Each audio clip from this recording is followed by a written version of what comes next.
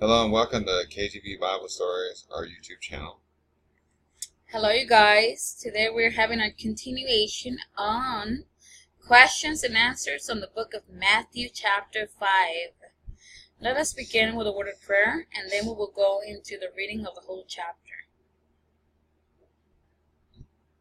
Father in heaven, please bless us now as we're going to learn of your gospel. Lord, as we look on the Sermon on the Mount, which begins in chapter 5, that you bless. And may we learn from you, the storehouse of heaven. In Son Jesus' name, amen. Amen. Let's go into the Bible verses.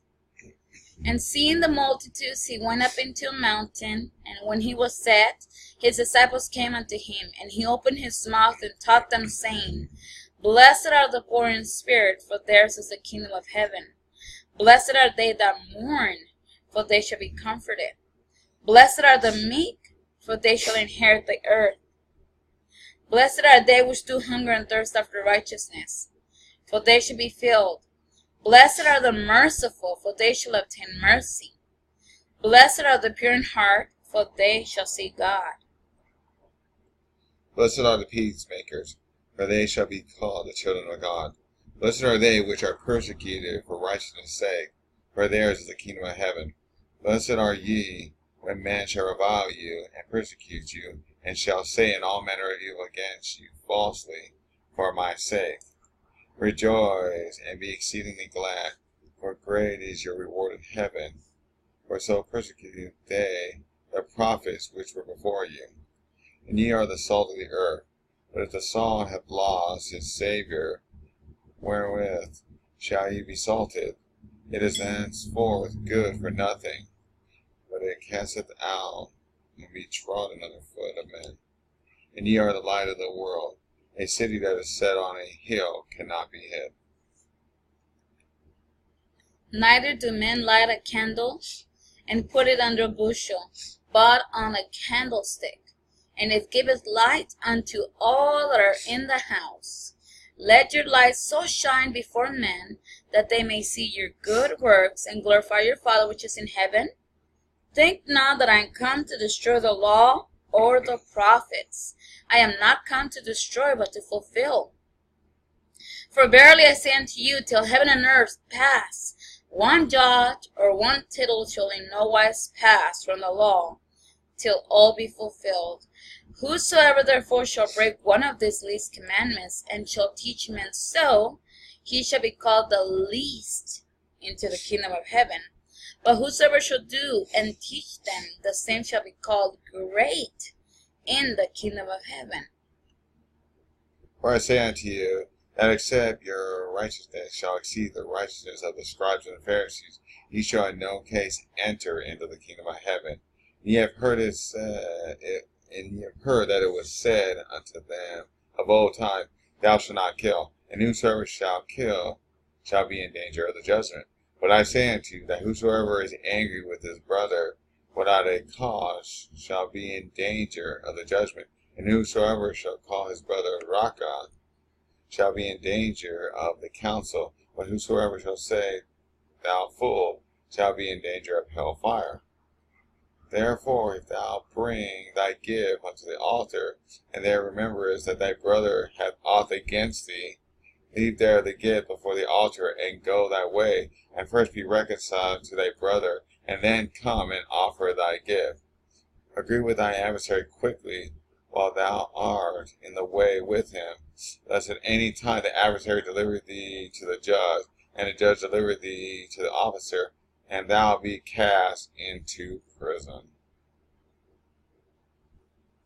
Verily I say unto thee, thou shalt by no means come out thence, till thou hast paid the uttermost farthing. Ye have heard that it was said by them of old time, Thou shalt not commit adultery. But I say unto you, that whosoever looketh on a woman to lust after her hath committed adultery with her already in his heart. And if thy right eye offend thee, pluck it out, and cast it from thee. For it is profitable for thee that one of thy members should perish, and not that thy whole body should be cast into hell. And if thy right hand offend thee, cut it off, and cast it from thee, for it is profitable for thee that one of thy members should perish, and not that thy whole body should be cast into hell. It had been said, whosoever shall put away his wife, let him give her a writing of divorcement. But I say unto you, that whosoever shall put away his wife, save for the cause of fornication, causes her to commit adultery, and whosoever shall marry her that is divorced committeth adultery. Again ye have heard, that it had been said in times of old, that thou shalt not forswear thyself, but thou shalt perform unto the Lord thine oath. But I say unto you, swear not at all, neither by heaven, for it is God's throne, nor by earth, for it is his footstool, neither by Jerusalem, for it is the city of the great King. Neither shalt thou swear by thy head, because thou cannot make one hair white or black. Let your communication be yea, yea, nay, nay. For whosoever is more than these committeth evil. You have heard that it hath been said, an eye for an eye, and a tooth for a tooth. But I say unto you, that ye resist not evil. But whosoever shall smite thee on thy right cheek, turn to him the other also. And if any man will sue thee at the law, and take away thy coat, let him have thy cloak also. And whosoever shall compel thee to go a mile, go with him twain. Give to him that asketh thee, and from him that would borrow of thee turn not thou away. Ye have heard that it hath been said, thou shalt love thy neighbor, and hate thine enemy. But I say unto you, love your enemies, bless them that curse you, do good to them that hate you, and pray for them which despitefully use you and persecute you. So now we have a few more verses. How we're done. That ye may be children of your Father which is in heaven, for he maketh his sun to rise on the evil and on the good, and setteth rain on the just and the unjust. For if ye love them which love you, what reward have ye? Do not even the publicans the same? And if ye salute your brethren only, what do ye more than others? Do ye even as the publicans so? But be therefore perfect, even as your Father which is in heaven is perfect. Amen. So Matthew has 48 verses. Let's go ahead and enter into the questions. And I think you're going to want us to go directly to the answers. No, we're going to read the questions first, and then we're going to go. Then when we go to the questions, we're going to go to question 1, and then we're going to go down to the answers. So we're going to keep going back and forth to the answers and the questions. Okay. We're going to read the question. We're going to read all the questions first, and then you may want to take a pause video, think of the answers, and then we're going to get to the answers. Amen. Question number 1: how many beatitudes are mentioned in this chapter? Question number 2: in Jesus' statement, a city that is hid on a hill cannot be hid. What does Jesus mean by this? Did Jesus come to destroy the law and the prophets?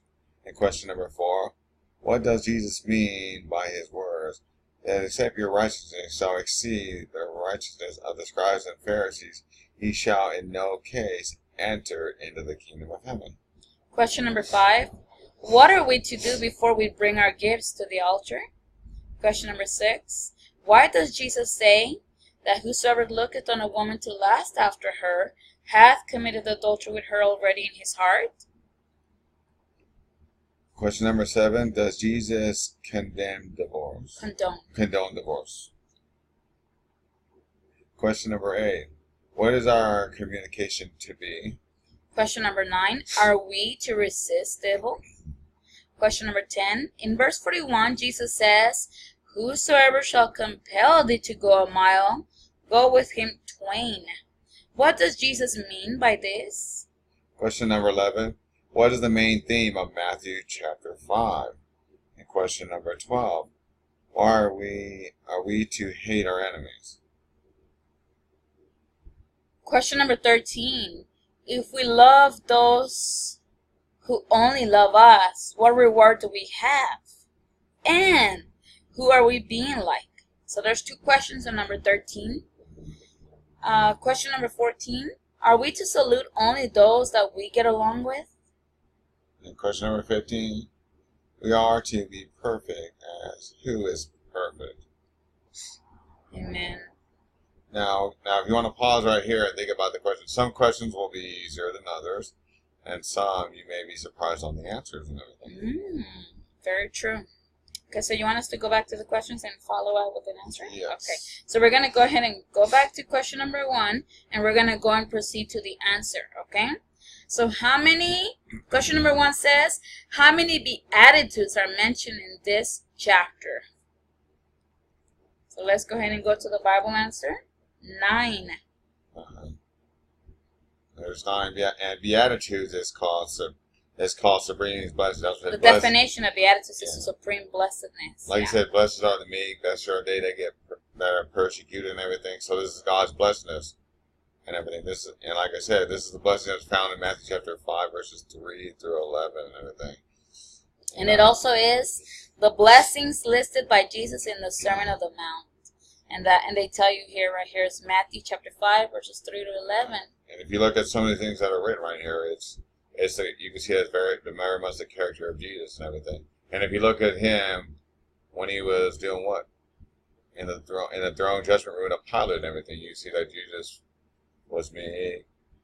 He was even persecuted and everything. So it was fulfilling a lot of Christ's character. It was fulfilling Christ's character and everything. This is just the character of Christ. That is the character of the Father. Amen. Let's go to the question number 2. Okay. Question number 2 says, Jesus' statement, a city that is hid on a hill cannot be hid. What does Jesus mean by this? And the answer for number 2 is, Jesus made the statement in relation to the nation of Israel because they were to give the gospel message to the Gentiles or the world, which they were not doing. Yes, and if you look right now, it even says, can the light be hid under a bushel?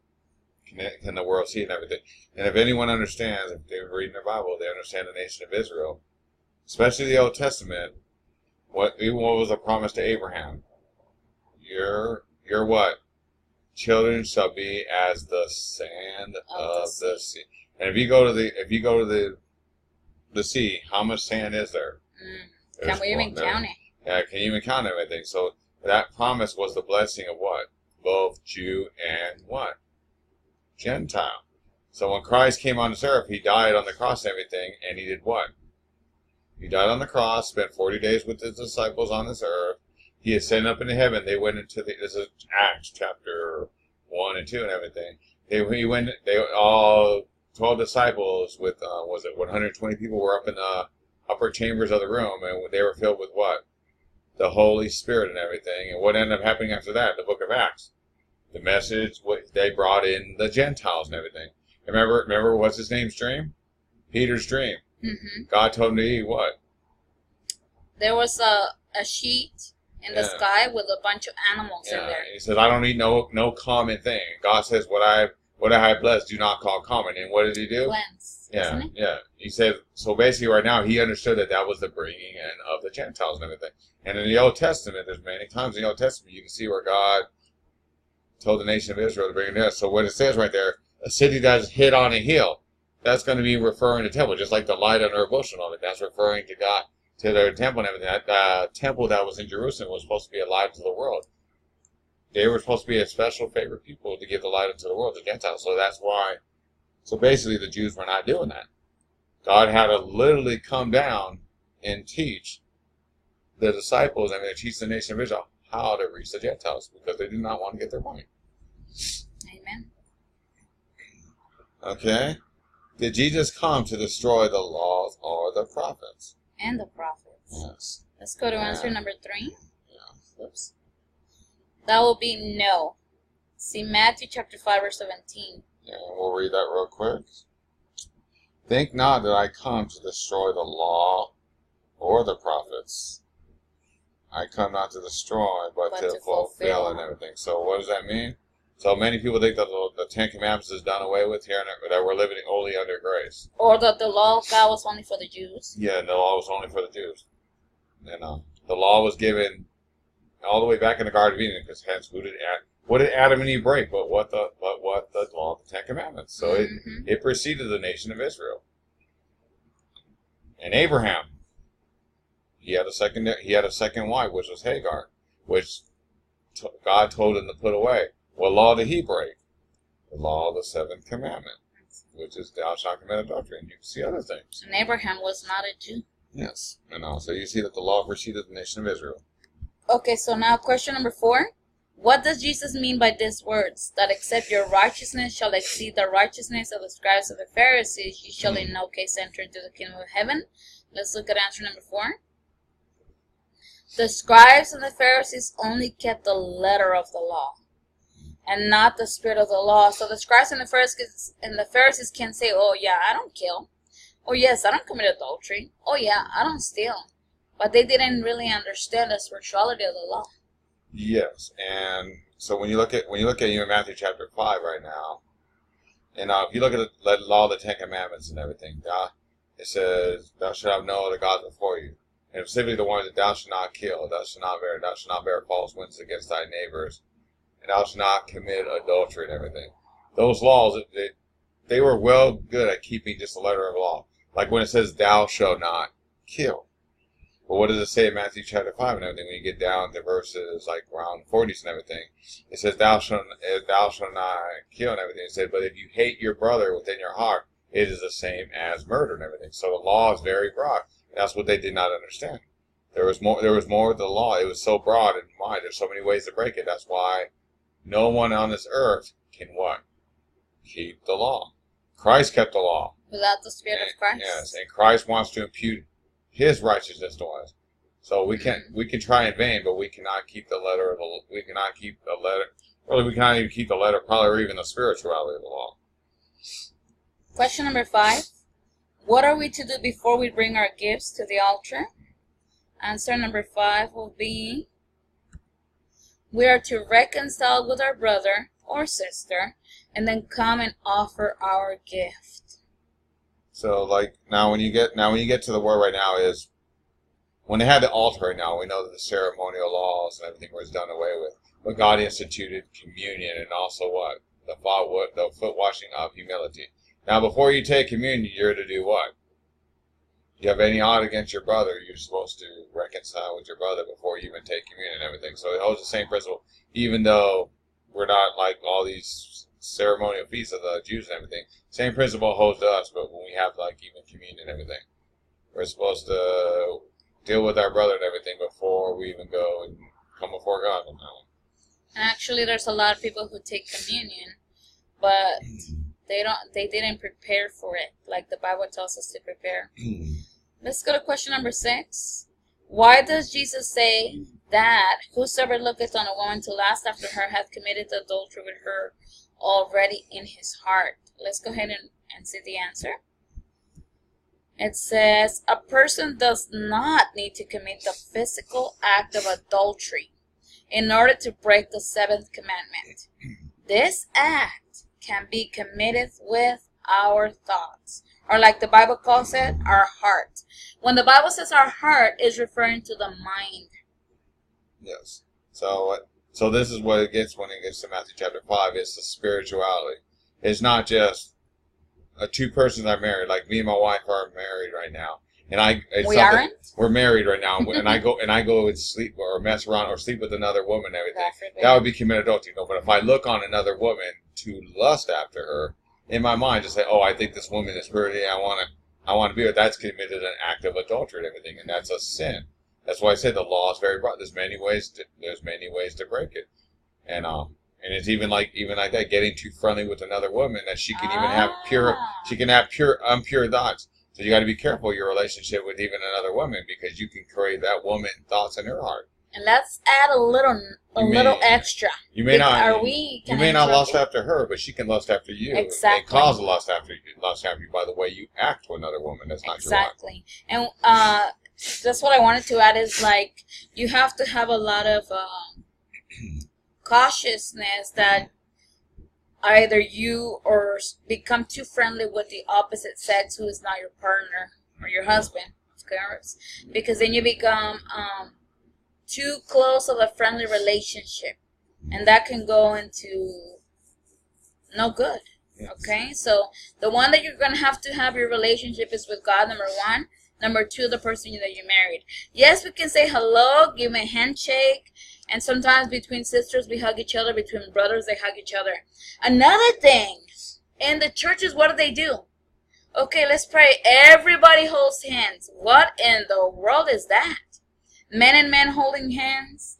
Woman, a man married with somebody else who's not married, holding hands, or another person's husband. They're doing this, and that is like unrighteous. Why are we to hold somebody's hand who is not my hand? I mean, I understand if sisters want to hold hand, it's just sisters. And yay, maybe if those only brothers holding hands, but really it's still rare. And we don't see that in the Bible. So we need to lift up the standard for the Lord. Let's go to the next question, which I believe is number 7. Does Jesus condone divorce? And the word condone means, does he allow it? Is he okay with that? Does he even preach against it or for it? So let's go ahead and look at answer number 7. No. See Matthew chapter 19, verses 3 to 8, and Romans chapter 7, verses 2 and 3, and Malachi chapter 2, 14 through 16. By the way, we have like a 50-page Bible study on this subject alone, which is remarriage and divorce. If you're interested, put us your link, your email, or try to reach us through Facebook somehow, and we can email that to you. But let's go ahead and say a comment. Now, when it says Jesus does not condone divorce, we're going to go over a different verse right now. Now, the very first verse that we're talking about in Matthew chapter 5, verse 31 and 32, it says, "It has been said that whosoever shall put away his wife, let her give her writing of divorcement." And he said right now, and we're going to see that same statement kind of written in Matthew chapter 19. And it says, "Give her writing of divorcement. But I say unto you," even the wording of this, even the phrasing of this thing right now, how Jesus says, he didn't condemn divorce, even by the way he says his next answer. "But I say unto you, whosoever shall put away his wife, save for the cause of fornication, cause her to commit adultery, and whosoever shall marry her, that is divorced, committed adultery." And everything. Now let's go to other verses right now, and we're going to deal with that except for fornication part, because many people slip up on that. Let's turn out to Matthew 19, verse 9. Where did marriage originate? All the way back in the Garden of Eden. And look at even this one. And look right here. In Matthew chapter 19, verses 3 through 8, it says, "The Pharisees came to him, tempting him, and saying unto him, Is it lawful for a man to put away his wife for every cause?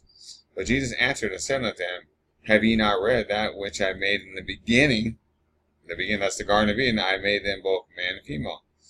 And said, For this cause shall a man leave his father and his mother, and shall cleave to his wife." This is quoting Genesis chapter 2, verse 24. "And they shall be twain, For this cause shall a man leave his father and mother, and shall cleave unto his wife, and they shall be one flesh." What it means, there were once twain, and now there shall be what? One flesh. They're no longer two. They're one flesh, which means they are one. "Wherefore they are no more twain, but one flesh. What therefore God had joined together, let no man put asunder." So what God put together, God made them one flesh. Don't let nobody put them asunder. That includes themselves. And let's continue reading on. And look what the question is. This is kind of the question, that statements that we've seen in Matthew chapter 5, verse 31. "And then they said unto him, Why did Moses then command us to give a writing of divorcement to put her away?" Who gave the writing of divorcement? Moses, not God. "And he said unto them, Moses, because of the hardness of your heart, suffered you to put away your wife. But from the beginning, it was not. So because of the hardness of their hearts, Moses gave them a writing of divorce, but it said in the beginning. Which was the beginning? Back in the Garden of Eden, God said they made them twain. They were twain. There were no more twain. They were one flesh. Can I say something real quickly? So it is very obvious here when you're reading in Matthew chapter 19, 3 to 8, that God isn't the one that said, yeah, go ahead and divorce. It was Moses who gave that permission. And that is an established fact that we need to get that point very, very well. Okay, let's read. Let's go next. We're not going to read every single verse that deals with divorce and adultery and everything. But let's read Romans chapter 7, verses 2 and 3. And there's more verses, huh? Yeah, there's more verses than this. For a woman which hath a husband is bound by the law to her husband so long as he liveth. That's the 7th commandment. So a woman, when they're married, they're bound to them by the law of the 7th commandment. Thou shalt not commit adultery as long as they live it. But if her husband be dead, she is loose from the law of her husband. Only that's why in marriage it says, until death do you part. Then you can remarry. So then, if while her husband liveth, means the husband's not dead yet, she is married to another man, she shall be called an adulteress. But if her husband be dead, she is free from the what? The law. So that she is no adulteress. And she is married to another man. So it's marriage until death do you part, which means when you go to the front of the altar and before God, you're married until death do you part. Only death can what? Break that law. You're no longer bound from the law. And let's read the last one. It's Malachi chapter 2. Malachi chapter 2. And this is important to go over various verses and everything so you can see, because many people want to slip up on one verse. And it says, and ye shall say, wherefore, because the Lord hath been witness between thee and the wife of thy youth, against whom thou hast dealt treacherously. Yet she is thy companion, the wife of thy covenant. So we see right here, this is talking about a marriage. And it's witness between the Lord. So when you say, I do, you're witnessing before God in heaven. Marriage is not of the person that's giving you the marriage thing, the pastor or whoever, priest or anything of that nature. It is not the court it is God is the author of marriage. And it says, look what it says. And it says he dealt treacherously with his wife, which means they put away his wife. It says, and did I not make one? Yet this is the residue of the Spirit. He says, wherefore one? That's quoting Matthew chapter 19. Did I not make you one? Wherewith one, that ye may seek a godly seed. Therefore take heed of your spirit, and let none deal treacherously against the wife of his youth. And then verse 16 it says, ye are weary of the Lord with your words, and ye say, wherein will we weary thee? But when ye say, every one that doth evil is good in the sight of God. Oh no, I actually made a mistake. Oh no, verse 16, I read the wrong verse. For the Lord, the God of Israel, saith that he hateth the putting away. Putting away, what does it mean? Yeah, that means he hates divorce. God hates the one putting away and everything. For one covereth violence with his garment. So divorce is a violence. He covers one violence garment. And what God is a love of peace and everything. And if also you look at the story of Hosea, when Hosea was to put away Gomer, his wife, he did it on himself. Because if she committed adultery, what did God say? Buy back your wife, but love her with the love of an adulteress. Even adultery is not the end of the world. Yeah. We're to love that person even if they commit adultery to us. And neither is it the end of the world for the person who's suffering because they've been left by their husband or their wife. You know? Yes. You're going to be all right. If this is a situation, the Lord is going to keep you. Yes. Because God uses the term marriage when he deals with, he didn't really marry the nation of Israel. He used the word marriage, marriage terminology, every time he married the nation of Israel. And he said the nation of Israel was like, they committed adultery to God, but God did what? Kept taking them back and everything. And even right now, even though the nation of Israel killed Christ on the cross and everything, they're ultimately killing Christ on the cross. Did not the gospel message come to the Jews, to the Gentiles? Weren't all the disciples what? The disciples were what? The Jewish people and everything. They gave the gospel. Amen. Okay. So let's go to question number 8. What is our communication to be? And we're quoting the exact verses here. Yea, yea, and nay, nay. In other words, it's best to speak sparingly and choose the words wisely, or else cometh evil. You know, there's a lot of people that love to talk and talk and talk, and sometimes in that talking, a little lie, a little exaggeration, and then evil cometh. A little gossip. And so it's best to what? Speak sparingly and choose the words wisely. And I want you guys to understand something. It doesn't mean we only to say yay, yay, nay, nay. And yay, yay means yes, yes. Nay, nay means no, no.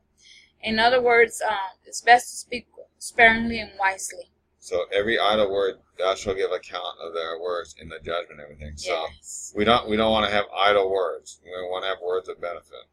And we don't want to exaggerate. And it also includes gossiping and lying and all the things, the words that include with words that are evil cometh. Let's go to question number 9. Are we to resist evil? Answer number 9 says, It says no. We are by no means, we are to let mean things happen to us. And it says, but whosoever shall smite thee on their right cheek, turn to him the other also, and everything. So like I said, right now it's things will happen. This is the nature of the world right now. Bad things will happen, everything. Like for example, Jesus was persecuted for our sake and everything. So right now, like bad things can happen to us and everything. And also too, this doesn't mean that you're going to let every single evil. You're not to let somebody even walk over you all the time and everything. So, but evil things will happen to you. But like I said, you want to, because like for example, when bad things happen even to the nation of Israel, God did what? God helped them out and everything. We got to pray to God on this one and everything. What does really God mean on this one right now? Because like I said, bad things will happen to you and everything, but we're actually to revile not and everything. so when Jesus was in the hall of Pilate and he was afterwards he was beaten, did Jesus say, no, don't beat me? No. Did he fight him? No. Did he try to defend himself so that he wouldn't be mistreated? No. He let it happen. Okay, so Jesus is our supreme example, and we are to follow in his footsteps. Mm-hmm. Yeah, and even like this one too. The certain story, we got to pray to God when God wants us to do anything and everything. Like think of Samson. The story of Samson. He was taken by what? The Philistines. Mm-hmm. He was reviled. He was what? He was actually persecuted by them. But God, what did God do at that time? God was judging the Philistine people, and he did what? God gave him what? Strength at that very moment to do what? Enact judgment upon who?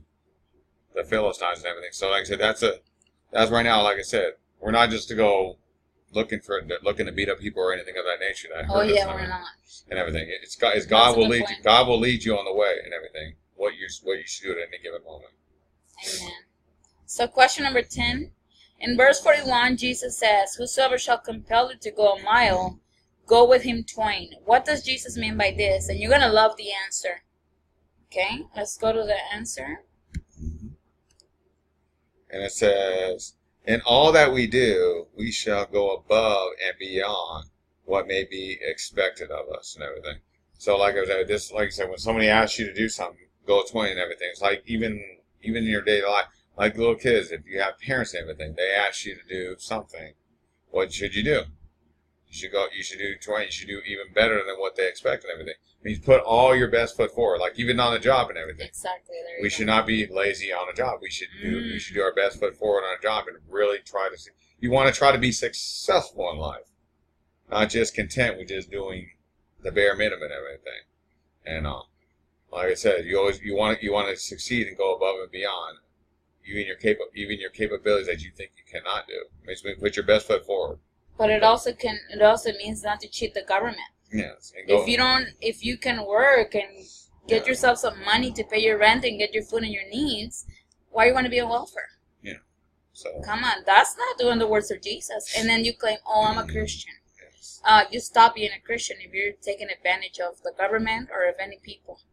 Yeah. So we are to, in all things, we should go above and beyond of what may be expected. Let's go to question number 11. We're almost done here.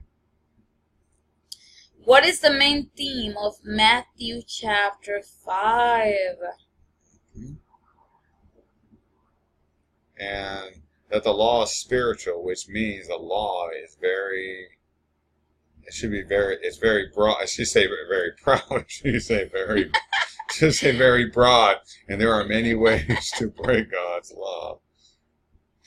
Okay, I just fixed the word, so let's go ahead and give the answer one more time.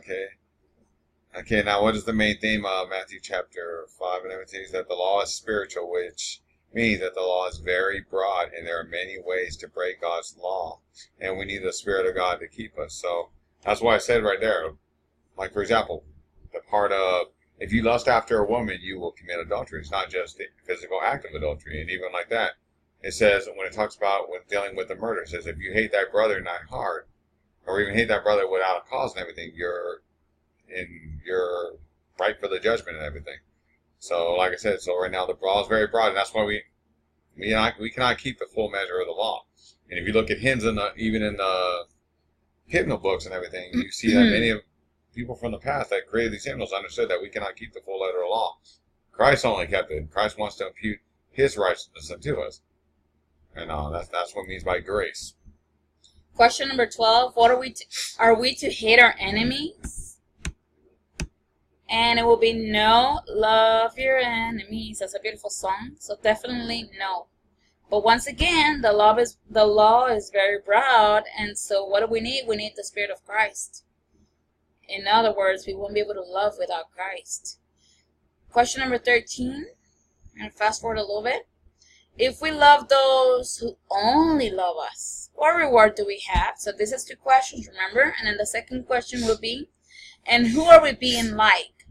So let's go to number 13. Answer, the reward of hellfire. And for that, I recommend that you read Matthew chapter 24.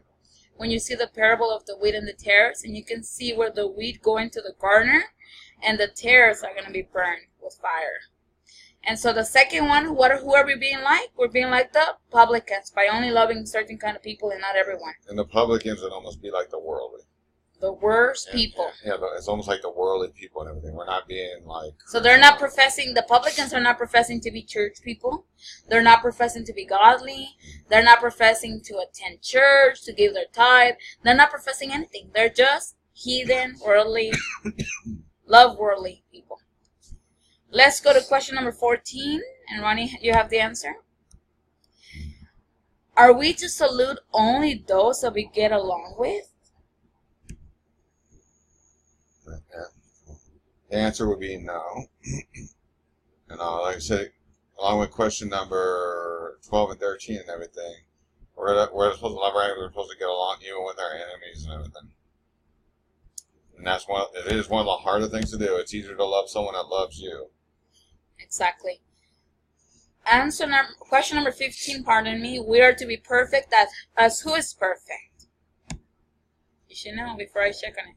Albert, do you have the answer? Yes, we're supposed to be as our Father, which is in heaven, is perfect. Good job. Now, this doesn't. Now, when this means this and everything, we're to be like Jesus. So, like I said, even though it says the Father in heaven we must have what? Jesus' character. Jesus' character. So when it ultimately says the Father, because the Father and the Son were what? They were like each other and everything, in character and everything. Like what Jesus says, if you've seen me, you've seen the Father.